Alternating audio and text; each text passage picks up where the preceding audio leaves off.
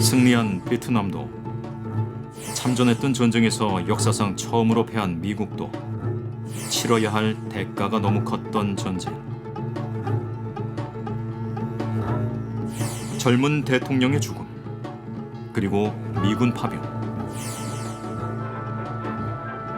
백악관을 뒤흔든 베트남 전쟁의 첫 번째 이야기가 시작된다.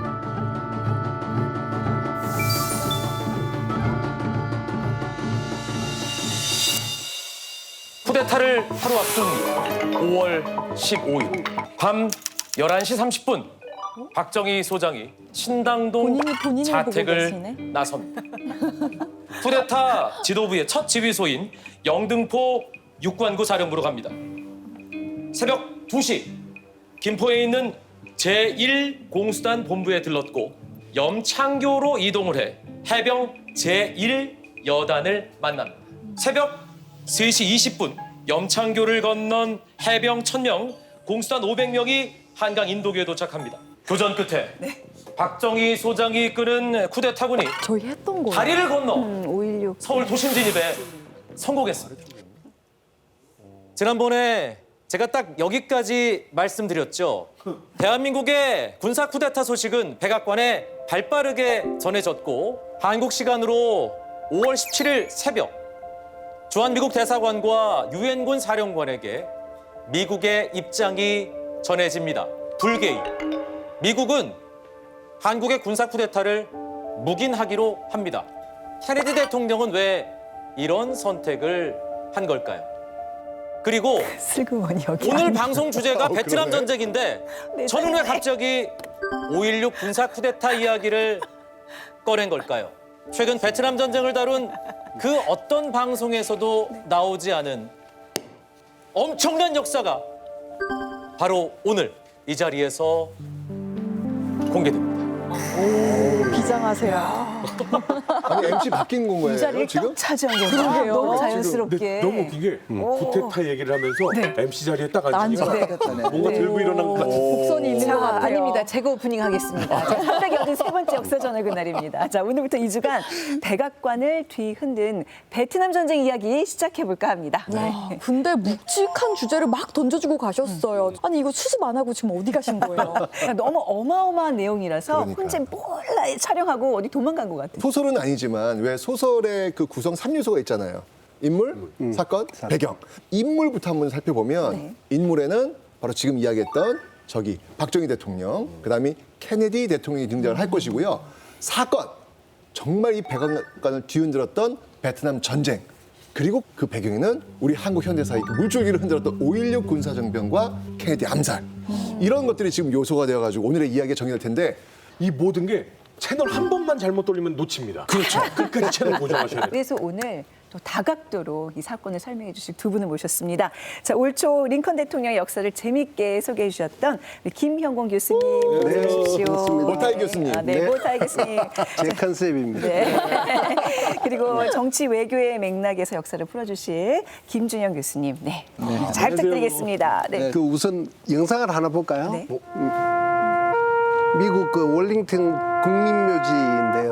그 영원히 꺼지지 않는 그 불꽃이라는 이름을 가진 케네디의 묘소입니다. 케네디는 미국인들 가장 사랑하는 그런 대통령이고 또 모든 평가에서 상위권을 차지하는 그런 대통령입니다. 보편적인 가치, 인권, 또 민주주의, 자유 이런 것들에 또 미국의 헌법 가치를 최대한으로 이렇게 달성시킨 그런 대통령으로 알려져 있습니다. 거기다가 또 미국에서 가장 잘생긴 대통령 하면 항상 순위권 되는 게 케네디 대통령이잖아요. 잘생겼습니다. 거기다가 집도 부자고 네. 거기다 하버드 나왔어요. 이거 이 사람 다 가진 거 아닌가요? 아니에요. 다 가지면 뭐예요? 긴 수명을 못 가졌는데. 백주대낮에 암살을 당하잖아요. 그래서 비극적이었죠. 이런 비극적인 네. 사망의 서사까지 더해져서 더 사람들이 오랫동안 그러니까. 안타깝게 기억하고 있는 것 같아요. 그런데 이 안타까움 속에 그렇게 민주주의 정신을 중요시 여기고 자유와 평등 뭐 이런데 쿠데타를 내가 용인하겠어라고 넘어간 건 좀 의외인 것 같아요. 바로 그래서 제가 필요한 겁니다. 당시 국제 정치가 복잡하게 있었던 게 가장 큰 요인으로 작동을 하는데요. 1961년에 이제 겨우 대통령이 됐잖아요. 근데 이때는 그야말로 미소 냉전이 아주 격화될 때였습니다. 그리고 결정적으로 대통령 된 지 3개월 만에 미국 역대 대외 정책상 최고의 참사라고 얘기되는 피그만 침공일이 일어나게 되는데요. chose to ally his government with us he may regret. He made his allegiance clear at the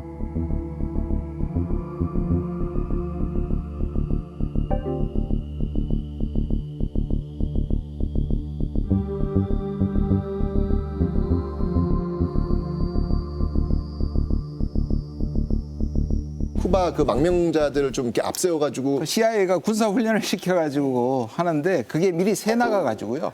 쿠바는 해안에서 기다려가지고 다 합니다. 그렇죠. 예. 그리고 나중에 돈 받고 다시 팝니다. 그러니까 미국 외교의 가장 치욕적인 순간인데요. 네. 근데 이거 사실 아이젠하워가 계획했던 건데 그걸 실행하긴 했지만 실패를 했기 때문에 책임을 덮어섰고요. 그러다 보니 이거 무능력한 거 아닌 거 아니야? 그리고 거기다 반공주의적인 것도 좀 퇴색된 것 같아 이런 평가가 나왔습니다.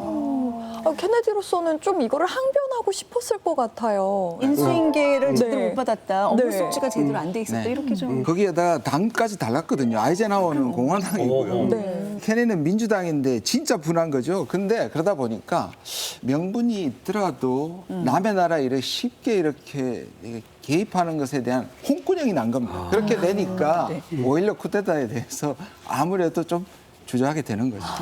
박정희 소장이 쿠데타의 과정은 좀 뭐 불이했지만은 반공 의지가 강했고 또 미국이 상대하기에 뭐 적절한 파트너가 될 수 있지 않겠냐 이런 판단을 했던 것 같아요. 그러니까 지금 현재 케네디 대통령은 자라보고 깜짝 놀랐는데 소뚜껑이야 하고 깜짝 다시 놀랐는데 그랬는데 나쁘지 않은 선택 않네. 같은데 라는 입장. 그래서 5.16 쿠데타는 이러한 세계 정세가 있었기 때문에 성공한 쿠데타가 됐다. 와 이걸 역시 세계사를 배우니까 알게 되네. 이 박정희 의장이 컴플렉스가 하나 있어요. 뭐냐면 1940년대 공산주의자들과 연결되어 있었다라고 하는 그 컴플렉스가 있어요. 남로당 활동을 그렇죠. 합니다. 네, 아. 그렇습니다. 그래서 뭔가 이걸 돌파를 할 수 있는 무언가가 필요했는데 이거다. 베트남 파병이다. 놀라운 사실은 뭐냐면 이 시점까지도 아직 미국은요. 군사 고문단 외에 파병한 적이 없어요. 근데 한국의 그 의장이 이런 제안을 한 거니까 얼마나 놀랐겠어요. 그러니까 전투 부대를 파병한다는 뜻이죠. 그러니까요. 네. 저는 당연히 한국이 이제 미국의 동맹국이니까 미국 따라서 파병을 한 줄 알았거든요. 근데 먼저 이렇게 제안을 한 거네요. 맞아요. 근데 아마 오늘 이야기는 아마 그랬어? 라는 아마 처음 듣는 이야기가 아닐까. 저희 지금 다 이렇게 진짜 그러니까요. 진짜예요? 예. 먼저 제안한 거예요. 근데 그 제안도 자주 해요. 계속. 네. 그러니까 5.16 군사점은 직후에 제안도 했고요. 직접 편지까지 씁니다. 게다가 그 61년 11월에 케네디를 만나요. 만나가지고도 이런 얘기를 합니다. 뭐라고 얘기를 하냐면 한국은 굳건한 반공 국가로서 반공 굉장히 강조합니다. 극동의 안보 기여에 최선을 다할 것이다. 북베트남은 잘 훈련된 게릴라 부대를 갖고 있는데 한국은 이러한 유형의 전쟁에 잘 훈련된 100만 병력이 있다. 미국이 승인하고 지원하면 한국은 베트남에 자체 병력을 보낼 수도 있고 지원병을 모집해 보낼 수도 있다. 출국 직전 고위 장교들과 이 문제를 협의했는데 모두 열광적이었다. 네. 검토해서 결과 알려달라. 이런 얘기를 할 정도예요. 적극적입니다 지금. 박정희 대통령 파병에 진짜 진심이었네요. 미국이 가려운 곳을 살살살 잘 긁어주면서 반공 노선이 확실하다. 이걸 피력한 거잖아요. 되게 머리를 잘 쓴 것 아니, 근데 같은데요. 케네디 입장에서는 너무 훅 들어온다는 느낌이 아니었을까? 당시 케네디는 지금은 전투병을 우리가 받아들일 때가 아니다. 이렇게 완곡하게 거절을 하시죠. 와 했네요. 진짜 저는 거절을 당해요. 뭐지 하고 진정해. 고개 결정하지 않았을까? 근데 결국에는 이 제안을 받아들여서 파병에 성공한 거 아닌가요? 네, 그 뭐 케네디가 63년 11월 달에 암살을 당하죠. 죽고 나서 바로 부통령인 당시 존슨이 이렇게 대통령으로 승격하면서 그때부터 이제 우리나라 가장 적극적으로 파병을 하게 됩니다. 시작부터 놀라운 역사적 사실들이 지금 빵빵 나오고 있어요. 와. 맞아. 뭐야? 오징어 게임. 뭐지? 뭔가. 아니야, 오징어 게임이 아니야. 아니야?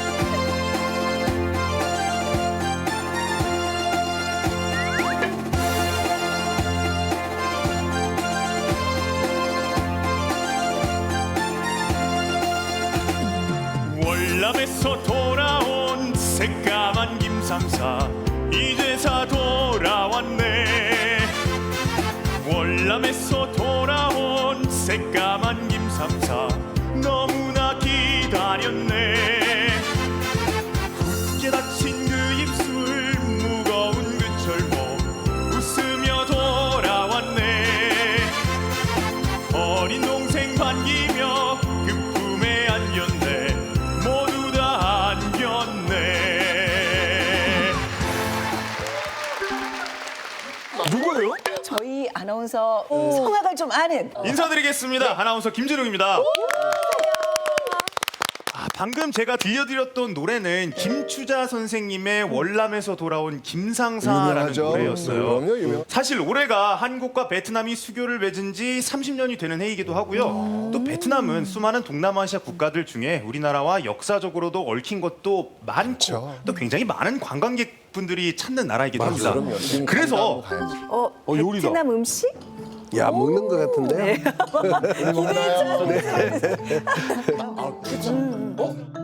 먼저 여러분들께 소개를 해드릴 것은 바로 베트남의 커피예요. 베트남 커피. 네. 달달하죠. 잘 아시는 것처럼 베트남 하면은 사실 세계 3대 커피 수출국 중 하나거든요. 그 영유탄 그거죠? 이게 바로 베트남 스초이스라고 할까요? 네. 굉장히 풍미가 가득하고 베트남 하면 꼭 또 소개를 해드려야 하는 게 이 반미 샌드위치입니다. 대표적인 뭐 길거리 음식이라고 할 수 있겠는데 겉바속촉. 네, 그렇죠. 이름이 사실 반미라 그래서 미국과 베트남이 전쟁을 했으니까 그렇게 미국을 생각 너무 많이 해. 미워해서 그렇게 많이 생각해. 네, 그렇게 많이 생각을 하는데 아니야. 그게 아니에요. 네. 이 반미라는 말은 이 빵을 베트남어로 표현한 말이고요. 맛있겠다. 저거 진짜 상큼하거든요. 샌드위치인데 안 느끼하고. 빵이란 뜻이구나, 반미가. 그러니까. 아니 근데 진짜 베트남 가면요. 저렇게 해서 아침 세트를 하는 가게가 정말 아우 많아요. 많지. 다 맛있죠, 다 진짜. 맛있지. 네. 가성비 끝내주죠. 이 베트남이 뭐 프랑스의 지배를 굉장히 오랫동안 받았습니다. 그래서 어떻게 보면 이 커피와 이런 바게트 빵이 뭐 프랑스의 그런 식민지 시절을 상징하는 것이기도 하고요. 바로 또 베트남 전쟁의 배경이 된다는 사실입니다. 맞습니다. 오늘 저는 뭐 이렇게 맛있는 것도 먹었고 설명도 했으니 여기서 물러나도록 하겠습니다. 여러분 안녕히 계세요. 아니 근데 이거 하면 안 되지. 노래 한 곡만 더 불러주시면 안 돼요? 노래 한 좋은 게 곡이요? 아니겠습니까? 한 번 더 얼굴을 알릴 수 있는. 그렇죠. 노래 한 곡 그러면은 우리 유건우 반주 선생님 다시 한 번만 나와주시죠. 굉장히 유명한 이거 정확하게 들어가.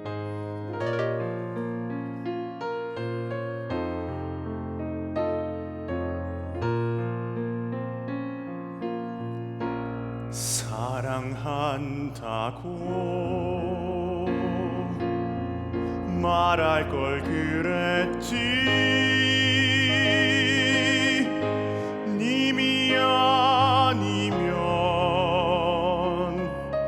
못 산다 할 것을 사랑한다고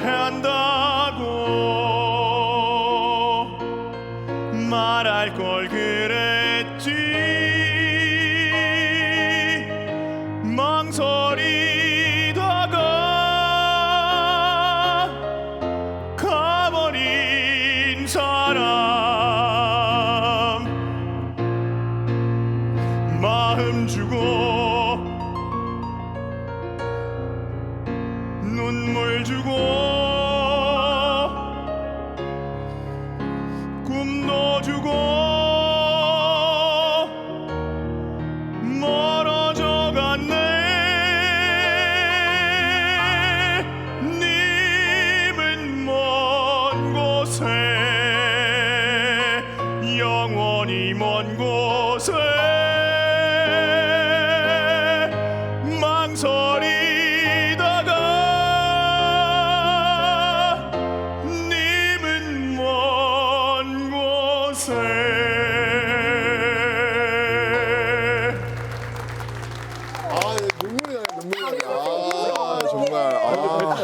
약간 이런 아련한 아, 웬일이니 이거. 아, 반주장님께서도 두 분이 반주가 연습 너무 많이 하셨네요. 너무 좋았어요. 감사합니다.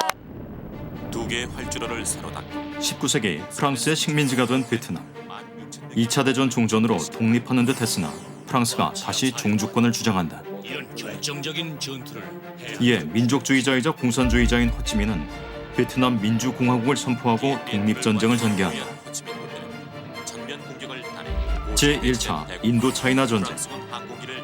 막강한 화력을 앞세운 프랑스를 상대로 호치민의 군대는 지역 특수성을 적극 활용한 게릴라전으로 맞섰다. 1954년 프랑스가 총공세를 펼친 디엠비엠프 전투에서 승리를 거두며 마침내 프랑스를 몰아낸다. 이는 식민지 국가가 서양 제국주의에 거둔 최초의 승리였다. 서양 제국주의가 식민지에 패한 첫 전쟁이라고. 네, 그렇습니다. 그래서 사실 우리나라 분들은 잘 모르는데 네. 프랑스와 베트남 전쟁은 전쟁사에서도요 네. 정말 중요한 전쟁. 사실 DMBF 전투는 프랑스가 이 베트남의 게릴라 때문에 너무 스트레스 받아가지고 그 게릴라들의 그 보급로를 딱 끊기 위해 가지고 군사 기지를 해발 1000m에다가 만들었던 그런 작전이었거든요. 그러니까 이제 베트남 군인들 같은 경우에는 무기를 가지고 올라오기가 쉽지가 않잖아요. 그런데 그 어려운 걸 해냅니다. 해냅니까? 어떻게? 빽빽하게 나무 들어서고 이 정말 칼같이 솟아오르는 그 산 기슭을 이 사람들이 손으로 돌을 치우고 나무를 베고 이렇게 해서 25만 명이 릴레이로 보급을 하면서 낮에는 숲에 이렇게 숨어 있다가 해가 지기 시작하면 나와서 또 이동을 하고 그리고 대포라든가 이런 큰 이 무기들을 네. 그게 핵심. 그건 어떻게? 100여 문 이상을 옮기는데 분해할 수 있는 건 다 분해해서 자전거에 실어서 끌고 이 큰 대포는 어떻게 하느냐 밧줄로 연결해서 영차 이러면서 끌고 올라가요.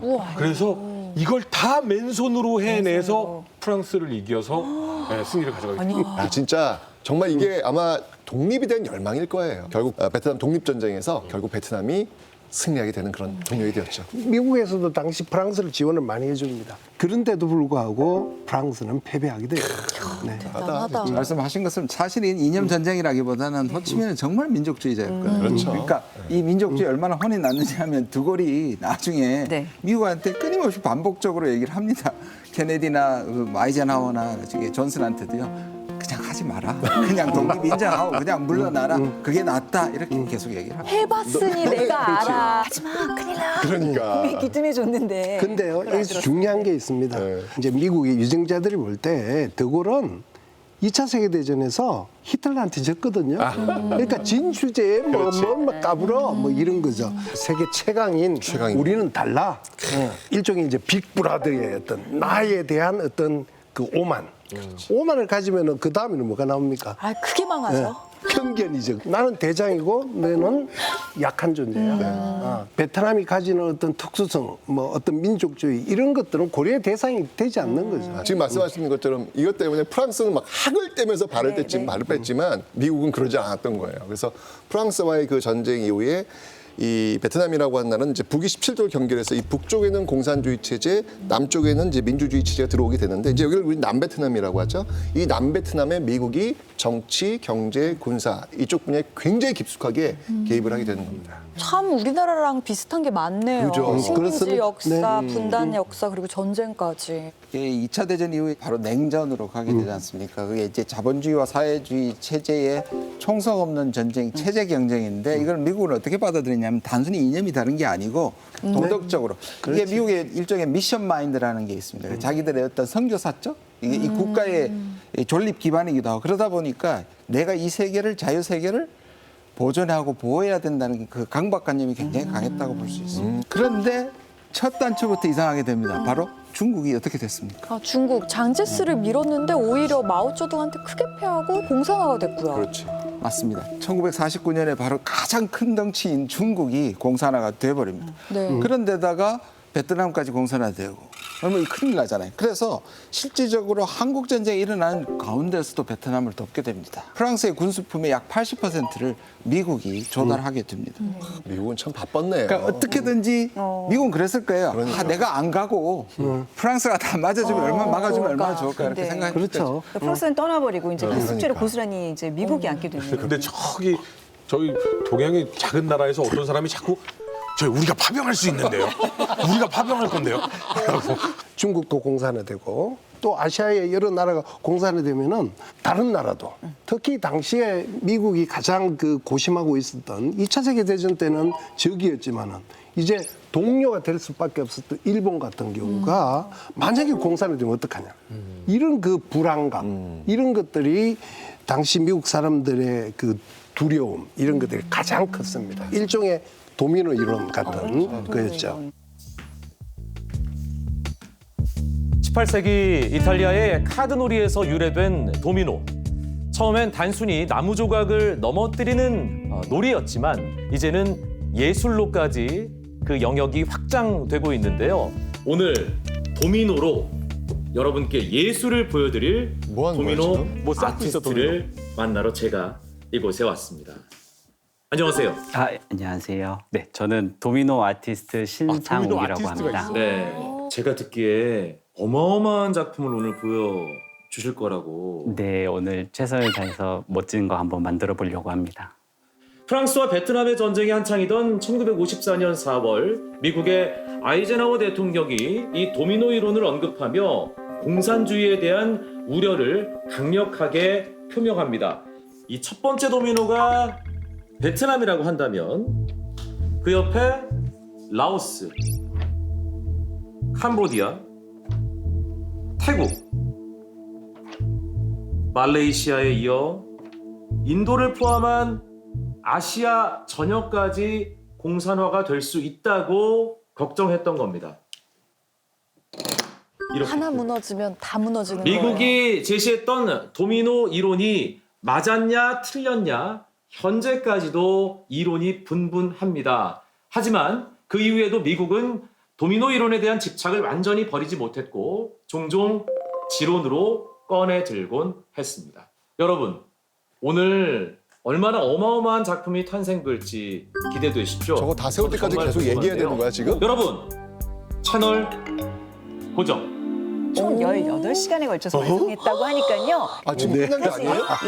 채널 고정해 주시기 바랍니다. 도미노 이론이 자기들이 주장한 것처럼 맞는 것 같지만은 어떻게 보면은 맞지 않죠. 다른 나라 뭐 일본이나 하와이나 필리핀이나 이런 나라들은 뭐 공산국가가 되지 않는 거죠. 지레 겁먹었던 거네요. 그렇죠. 예. 그러니까 언뜻 생각하면 굉장히 설득력이 있잖아요. 진짜 넘어갈 것 같아요. 그런데 실제로 보면은 그게 가능한 얘기가 아니라는 게 내부적으로 계속 나왔고 CIA도 그런 분석서를 계속 내는데요. 그럼에도 불구하고 뭔가 공산국가는 악이니까 공격적이고 이것을 막아내야 된다는 도미노 이론이 사실상 계속 끝까지 하나의 이제 근거가 돼서 파병을 결정하게 되는 때까지 이릅니다. 뭐가 그렇게 불안한 걸까? 각 나라의 그 힘을 솔직히 미국의 입장에서는 되게 과소평가하고 그렇지, 나 그렇지. 빼고는 나 아무도 빼고는 안 그걸 돼. 못해. 약간 그게 그런 이제 마인드가 있었던 것 같아요. 그 오만과 편견이에요. 아이젠하워 대통령은 우리가 아까 봤던 그 도미노 이론 이걸 내세우면서 남베트남을 계속 지원을 하는 거예요. 군사 고문단도 한 9천 명 정도. 그 뒤를 이은 케네디도 계속 지원은 해요. 다만 역시 비전투 병력 이렇게 이제 지원을 했는데 중요한 건 뭐냐면 남베트남 상황이 계속 안 좋아요. 네. 응어딘잼 정부가 있었는데 너무 부패. 친인척 비리가 막 얽히면서 난리가 아닌 거예요. 이제 그 정권이 친미 정권이라는 거예요. 그렇죠. 네. 이러니까 당연히 그 베트남계 그 공산주의 민족주의 세력은 더욱더 커질 수밖에 없는 것이죠. 근데 케네디가 참 결말도 불행하지만 사실상 외교적으로 굉장히 많은 압박을 받게 됩니다. 보면 1961년 특별히 그런데요. 4월에 이제 피그만 침공 사건이 실패로 끝나고요. 8월 13일에 베를린 장벽이 이제 세워집니다. 그리고 또 8월 31일 소련이 핵실험을 재개합니다. 그러니까 이게 사방에서 대외적 환경이 급격하게 나빠집니다. 와, 이때 대통령 압박 그러니까 그런 진짜 것들을 다 심했겠어요. 대통령이 결정을 해야 되는 아니 근데 어쩜 저렇게 다 굵직굵직한 그 세계적인 사건들이 그렇게 한 번에. 한 번에 다 이루어져요. 이게 대외 환경이 국가적 위기 상황으로 이제 압박도 되지만 개인적인 정치적 위기도 있지 않습니까? 누구든지 재선을 생각할 것이고 그러면 이 재선 전선에도 이 이상이 생기는 거 아닙니까? 근데 사실 실질적으로 그런 일이 한 번 있었습니다. 국공내전이라고 하죠. 그때 중국. 사실 중국을 빼앗기고 난 다음에 바로 그 다음에 아이젠하워가 등장을 하잖아요. 그러다 보니까 민주당 성향과 반대 공화당으로 넘어갈 가능성이 많다는 생각까지 이르게 되죠. 그럼에도 불구하고 전투방 파병을 끝까지 거부합니다. 도대체 그리고 심지어 자꾸 압박을 주는 사람들한테 나 그러면은 군사 고문들까지 철수시킬 거야. 뭐 이렇게까지 이야기하죠. 광수를 때리는데 혹시 뭐 가족 중에나 뭐 이렇게 약간 공산주의자가 있나? 공산주의자나 북베트남과 연관된 사람이 있는 거 아니에요? 너무한다. 아니면 갑자기 그런 음모론이 나올 수밖에 없어. 만약에 내가 그냥 미국인이라면 그러니까 저 정도까지 하는 이유가 뭐예요?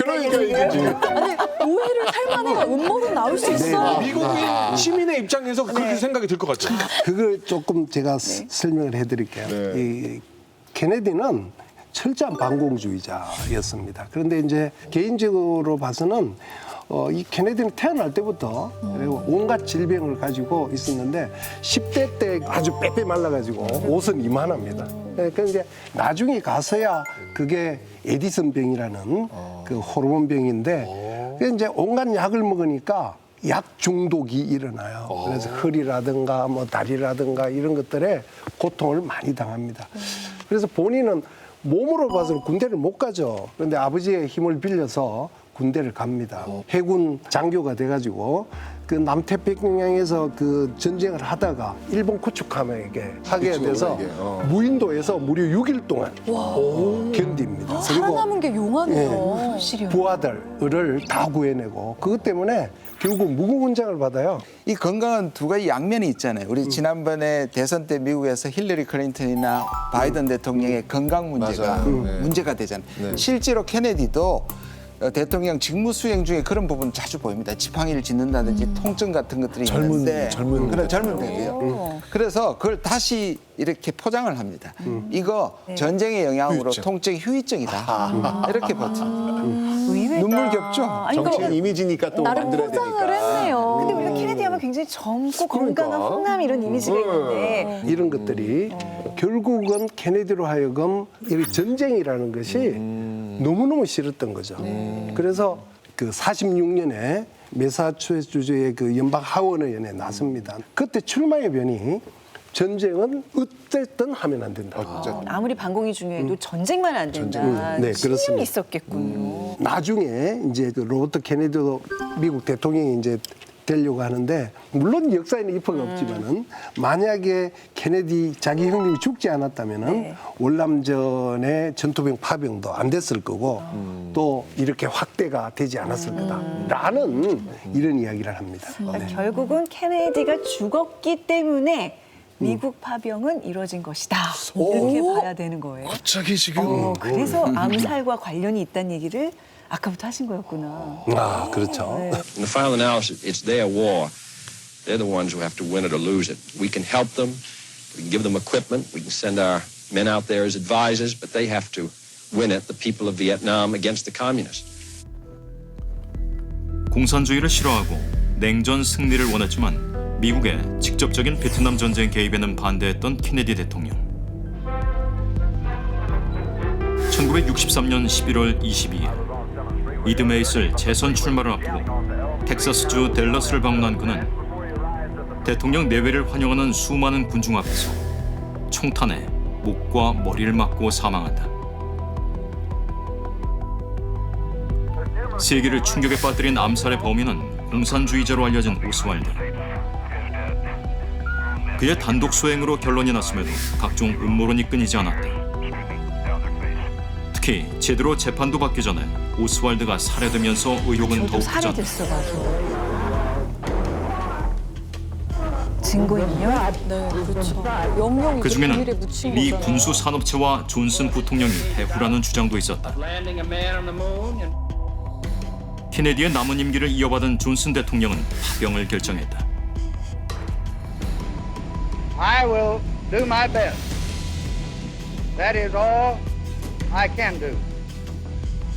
I ask for your help and God. 아니 그 케네디 암살 그 장면을 다시 보니까 너무 끔찍하네요.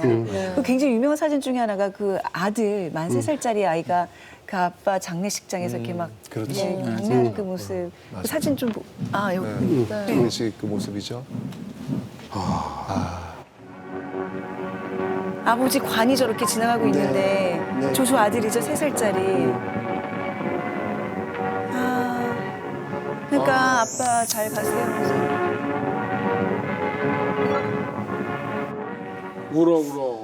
아유 뭐잘 뭔지 모를 잘 거예요. 알까요? 뭔지도 모르고 우리나라 그 박정희 대통령도 어떻게 보면 임기 중에 제가 비슷한 면이 또 있네요. 근데 케네디 대통령하고 동갑이에요. 1917년생 뱀띠예요. 거기다가 동갑에 같이 한 나라의 대통령까지 하고 임기 중에 이렇게. 근데 이 모든 사건이 사실은 의심을 안 할 수가 없어요. 부통령이 유일하게 활동을 하는 건 대통령이 대통령직을 할 수 없게 됐을 때. 제가 약간 직업병이 발동을 하는데 아주 없지는 않습니다. 상원이 50대 51대 캐스팅 보트를 치는. 그렇죠. 그래서 지금 50대 50이라도 민주당이 상원을 장악하고 있을 수 있는 이유이기도 합니다. 그리고 말씀하신 대통령의 유고가 생겼을 때이고 루즈벨트 대통령이 레일러로 사망했을 때 트루먼이 됐고요. 그리고 닉슨이 워터게이트로 사임했을 때 포드가 대통령이 꽤 있네요, 꽤 미국은. 근데 절대 전쟁은 안 되라고 하던 대통령이 사라지자마자 참전을 결정했다. 이건 의심을 안 할 수가 없잖아요. 이런 배경 속에서 음모론이 나온 겁니다, 지금. 그 시대에는 어마어마한 음모론들이 사실 많잖아요. 저는 그 JFK라는 영화 아시잖아요. 네. 케빈 코스터너가 그 검사로 출연했던 거기에 이게 지금 케네디 암살은 쿠데타고 또 이게 그 군사복합체랑 존슨이 배후에 있다라고 아주 노골적으로 그렇죠. 영화에서 얘기를 하는데 맞아요. 이게 사실 이것처럼 거의 글쎄요. 표현이 되고 있거든요, 영화에서는. 아마 그 영부인 제클린도 케네디의 그 암살의 배경에는 파병을 간절히 원했던 존슨이 있지 않나 뭐 이렇게 의심까지 합니다. And I know Jack said it to me sometimes. He said, "Oh God, can you ever imagine what would happen to the country if Lyndon was president?" So many times he'd say it, or if there was ever a problem. 존슨이 고향이 케네디가 죽은 텍사스예요. 사실 그 JFK의 암살 음모는 뭐 지금까지 수많은 그런 학자들이 다루고 있습니다. 그럼에도 음모는 음모론에 불과한. 근데 진짜 음모론이 나올 만한 또 이게 또 한 가지가 더 있어요. 뭐냐면 1963년 11월 25일이 케네디의 장례식이었습니다. 장례식 끝나자마자 그 다음 날 미국에 굉장히 중요한 문서가 하나 사인이 됩니다. National Security Action Memorandum이라 그래서 안보 메모 273이 되는데요. 이것이 뭐냐면 베트남전에 개입한다는 것에 서명합니다. 바로 다음 날. 바로 방명록에 잉크도 안 말랐는 말이에요. 근데 그렇게 보면 두 가지 얘기를 다 해요. 한쪽에서는 확전을 원하지 않는다고 얘기해요. 한쪽에서는 계속 파병을 만작거리거든요. 결국 파병에 대한 생각이 속에 옛날부터 있었다는 얘기죠. 아니, 어떻게 속을 다 드러내놓고 말하겠어요. 당연히 확전 원하지 않는다고 하죠. 하루 만에 바꾼다? 이거는 명분이 없어요. 명분이 없어요. 맹분이 없어요. 맹분. 명분이 아니라 맹분이라고. 오리지널. 오늘 영화에다가 대사 아니야, 이거? 범죄와의 맞다. 거기서 맞아. 되게 잘하시네요. 명분이 없다. 아니, 근데 내 제타션이랑 밥 좀 먹고. 명분이 없으면 명분이 없으면 만드는 명분 거지. 만드는 거죠. 바로 통킹만 사건. 혹시 하롱베이 갔다 오셨나요? 가봤습니다. 멋있죠? 네, 멋있습니다. 참 그 아름다운 자연 그 주변에 통킹만이라고 있는데 여기에 이 미국 구축함이 북베트남의 공격을 2차례 받아요. 근데 첫 번째 받았을 때는 그건 뭐 북베트남도 인정했어요. 두 번째 공격은 이건 미스테리예요. 그래서 이것이야말로 미국이 참전하게 만들었던 명분으로 일부러 만든 거 아니냐? 이거는 조작입니다. 조작이라고. 거의 공식화돼 있어요. 그렇죠. 네. 명분이 생겼네요. 그럼 이제 사인도 했고 이제 파병하는 건가요? 그 대통령이 된 존슨은 그런 걸 기다렸죠. 두 번째 공격을 받았다는 소식을 듣자마자 의회 승인도 받지 않고 폭격을 하게 합니다. 그렇게 하면 안 되거든요. 아무리 대통령이라도. 네. 그죠. 이제 그 폭격을 하고 나서 참 존슨이 의회 생활을 24년간을 하는데, 그러니까 의회 친구들이죠, 거의 다. 존슨의 전쟁 수행을 100% 허용을 하게 되죠. 통킹만 결의안. 그러니까 이제부터 베트남 전쟁은 전면전으로 확대되는 그런 경우가 됩니다. 아, 이런 식으로 막 진행해도 되나요? 권모술수 존슨이네. First, we intend to convince the communists that we cannot be defeated by force of arms or by superior power. I have today ordered to Vietnam the Air Mobile Division and certain other forces which will raise our fighting strength from 75,000 to 125,000 men almost immediately. Additional forces will be needed later, and they will be sent as requested. 프랑스 공수부대가 무참히 패배하고 물러난 베트남에 11년 뒤 미군 전투병이 들어간다. 막대한 군사력을 가진 미국의 본격 개입으로 베트남 전쟁은 미국화가 됐다. 한때는 미군 파병 인원이 50만 명을 훌쩍 넘길 정도로 확대된 전쟁. 하지만 전쟁은 미국의 예상과 다르게 흘러갔다. 이는 다음 백악관의 주인을 결정짓는 가장 중요한 이슈가 됐다.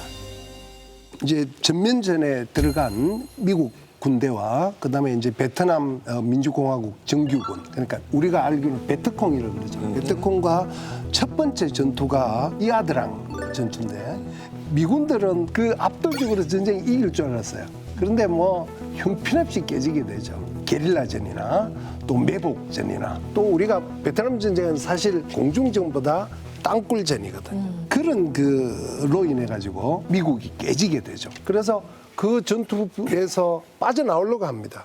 근데 헬기를 통해서 와야 되는데 그 헬기장도 공격을 가해가지고 결국은 아군과 이 적군이 있는 곳에 통신을 해서 공격을 하게 하는 그런 그 엄청난 어려움을 당하게 되죠. 첫 전투입니다. 이 베트남군을 처음으로 상대했던 그 미국 사람이 그 할모 중령이라는 사람인데, 딱 이 전투를 한 다음에 막상 부딪혀 보니까 이거 만만치 않다라고 판단을 해요.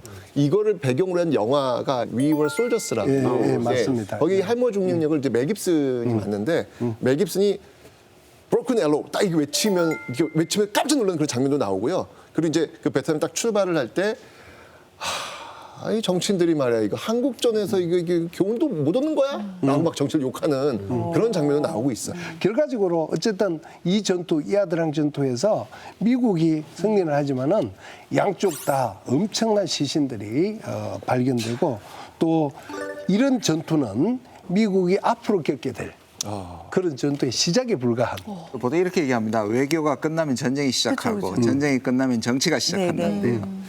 이 베트남 전쟁은 처음부터 끝까지 미국의 국내 정치와 아주 밀접하게 연결이 되어 있습니다. 지금 우리가 이때까지 말한 것처럼요.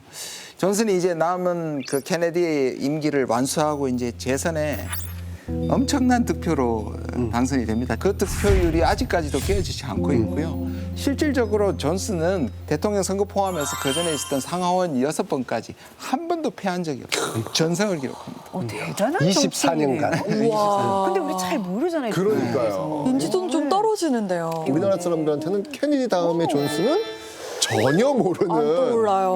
그런 어떤 대통령인데, 여기에 이제 박정희 대통령과도 관련이 있어요. 네. 뭘까? 이번엔 존슨과 박정희 대통령의 이야기입니다. 이 존슨 대통령이 1965년 5월 16일 날 박정희 대통령을 미국에서 만나요. 5.16? 그렇죠. 그게 이유였습니다. 5.16? 1965년 5월 16일은 쿠데타, 자기들의 혁명이겠죠. 혁명 성공 4주년. 이었죠. 존슨은 또 그걸 노렸던 거죠. 그래서 보통 지금도 뭐 그런 경우가 없죠. 그런데 미국 대통령이 우리나라의 에어포스 원, 미국 대통령이 타는 비행기를 파견합니다. 모셔 가서 특히 그 워싱턴에서 카프레이드까지 시켜줍니다. 아니, 우리한테 뭔가 원하는 게 있다는 거죠. 오늘 굉장히 기반 테이크 나 준다. 아까 이거. 단서가 네. 나왔었어요. 존슨 대통령 때 파병을 했다고 그랬잖아요. 그렇습니다. 우리나라가. 맞습니다. 그때 존슨이 박정희 대통령한테 일개 사단을 파병해달라고 이렇게 요구합니다. 맞습니다. 이 한국이 베트남에 파병을 처음 한 건 1964년이에요. 근데 이때는 비전투 요원이었는데 딱 이 방미 직후부터 이제 이 파병에 그냥 막 불이 붙습니다. 그래서 이 1965년에 국회에서 그 여당이 있던 공화당 단독으로 이 파병 동의안이 처리가 되죠. 그러면서 우리가 잘 알고 있는 맹호부대, 청룡부대가 그래서 이 파견이 되는 거예요. 그리고 1년 뒤였던 1966년도에는요. 이 존슨이 이 아시아와 이 오세아니아 7개국을 순방을 합니다.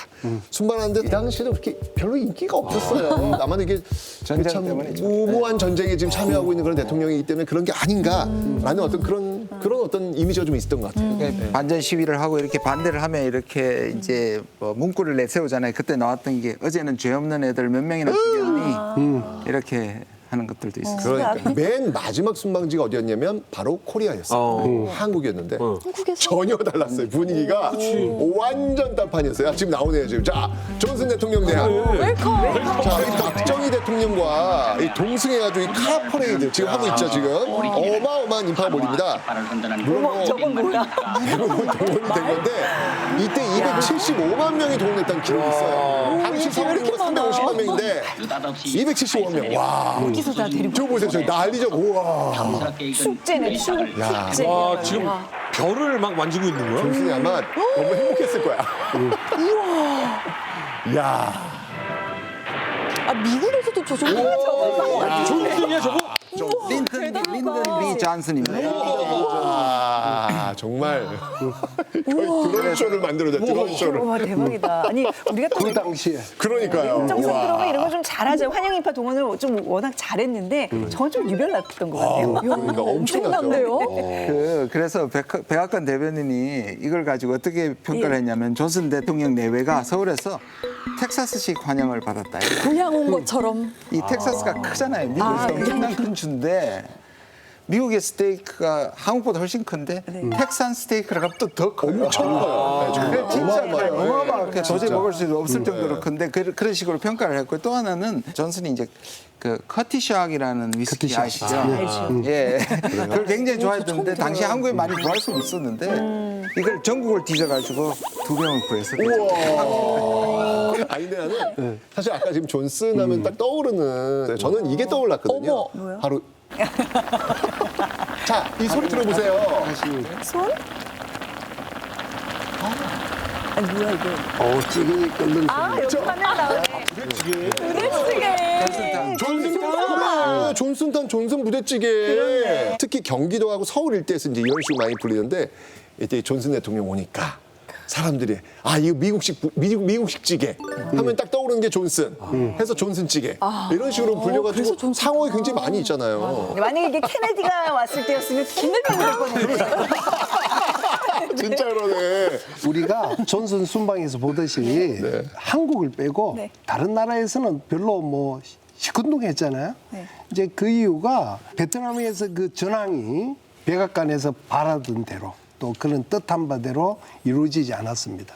또 당시는 그 TV가 활성화되고 또 68 혁명이라는 미국에서 반전 활동이 엄청나게 일어납니다. 대학가 뭐 일반 시민들 할 것 없이 엄청나게 일어나죠. 인기도가 이렇게 하락되는 걸 보고 자기가 차기 대통령 선거에서 안 되겠다 싶습니다. 그래서 68년 3월 초에 출마를 포기하게 됩니다. 그 전에 압도적인 표차로 이겼다고 했었잖아요. 그만큼 베트남 전쟁에서 존슨을 갉아먹은 거죠. 존슨의 인기도를 완전히 갈라먹었습니다. 그러니까 케네디가 그 인권의 수호자고 또 자기의 프로그램 뉴 프론티어라는 거거든요. 이거 영어입니다. 뉴 프론티어인데. 근데 그 제시해가지고 뭔가를 좀 이제 세상을 바꿔보겠다라는 이런 것이 있었는데 실행력은 좀 떨어져요. 케네디는. 그런데 그것을 실행한 사람은 바로 케네디를 이어받은 존슨이었습니다. 그러니까 우리가 아는 64년의 민권법이라는 바로 흑인들에게 전면한 자유를 주고 또 투표권, 또 65세 이상의 노인들에게 의료보험을 제공하는 이런 역할들. 그것이 바로 뭐냐면 위대한 사회, 그레이트 소시어티라는 그런 프로그램을 만들어냅니다. 그래서 본인은 그런 프로그램이 성공하면은 자신도 케네디만큼 사랑받을 거고 또 루즈벨트 또 심지어 링컨도 생각할 수도 있어요. 그런 사람처럼 위대한 대통령 반열에 올라가지 않을까라고 생각했습니다. 그런데 베트남 전쟁이 모든 것을 자기 기대를 파 없앴습니다. 근데 이제 사실 또 요즘 연구들 이렇게 보면요. 어떤 강박관념을 가지고 있었던 것 같아요. 자기의 위대한 사회 프로그램이 대외 전쟁이 만약에 패배하게 되면은 그걸 갉아먹지 않을까. 그렇죠. 이래서 베트남 전쟁을 더 집착한 이런 면이 없지 않았습니다. 근데 이 전쟁이라는 게 전쟁이 막 벌어질 때는 집결을 하는데요. 이 전쟁이 길어지거나 뭔가 불리해지면 급전직하하죠. 걸프 전쟁 때 아버지 부시 대통령이 90% 이상을 기록했다. 그 다음에 재선에서 실패합니다. 11월 8일이죠. 미국에 이제 중간선거가 있습니다. 아시다시피 중간선거는 딱 중간에 나기 때문에 정권 심판론의 성격이 좀 있는데요. 그리고 여당이 이기가 굉장히 힘든 선거입니다. 미국에서도 5번 정도밖에 못 이겼는데요.